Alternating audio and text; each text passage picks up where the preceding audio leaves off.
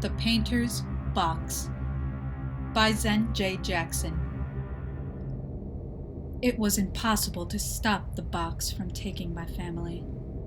With a forceful whirlwind, it sucked up my wife and children without any evidence left behind. I couldn't go to the police. They'd think I've gone crazy or disposed of them myself, and the last thing I needed was my prestige to plummet the eve of opening night. I couldn't let it all go to waste. "I should have never opened you up," I said through my teeth. "I should have left you right on the doorstep. Better yet, I should have burned you." "You should have," replied the box. "But you didn't. Curiosity has a reputation of its own." "Give me my family back, right now," I said.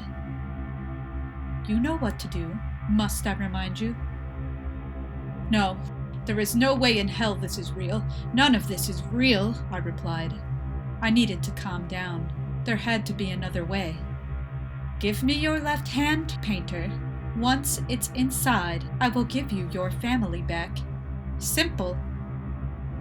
Tears began to build at the brim of my eyelids. "How is this simple? You're telling me to hand over my entire career, the way I provide for my family. My left hand holds my passion, my very soul." "Your paintings remind me of the great masters, Salvador Dali, Frida, Picasso, and just like them, you've hung your paintings up like trophies throughout your home. It looks like you are destined for the path of success." "Why, you should be proud," said the box. "When I took Mr. Dali's family, he didn't bother to put up a fight. I still have them, you know. You should be proud of yourself, Painter. At least you're putting up more of a resistance than the artists before you." "Listen, I have money, and lots of it.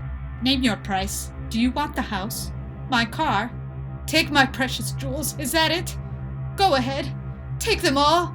Here," I shouted, ripping off my watch and gold wedding band, trying to shove them into the box. It was no use. The box didn't budge. I got on my knees as if I were beginning to say a prayer, but the box made it clear. It had no interest in my money or my possessions. "Please," I began to cry. "Take anything else but my hand." The day began to break through the charcoal sky. While the stars dissipated into the blooming rays of the sun, it was my left hand, or my family. I never wanted it to come down to this. I never would have seen this coming. Why me? I sobbed. I worked hard for exposure, practicing every night since childhood to be as abundant as I am today. True, there was some neglect, but not enough for this. Getting my own showcase at the Louvre in Paris took a lot of time away from the family, but they seemed fine with it. They were supportive of my absence, so if not for my left hand, there would be no damned opening night, no paintings. That's it. "I'll give them up," I said. The whites of my eyes were burning, and my eye sockets were slouching from bargaining without sleep. "The museum? My paintings? I'll give them all up. I understand your purpose. I have been negligent towards everyone, friends and family. I missed my son's birthday party. I stopped picking up my daughter from school. My anniversary is coming up, and honestly, I haven't made any plans. My focus has been on my paintings and the museum. I get it now. You can have them. All of my canvases, all of my drawings and sketches. Please, I'm willing to give them all up to have my family back. Please." Silence replaced the space in the room.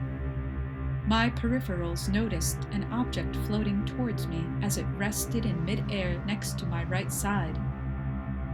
It was a cleaver from the kitchen.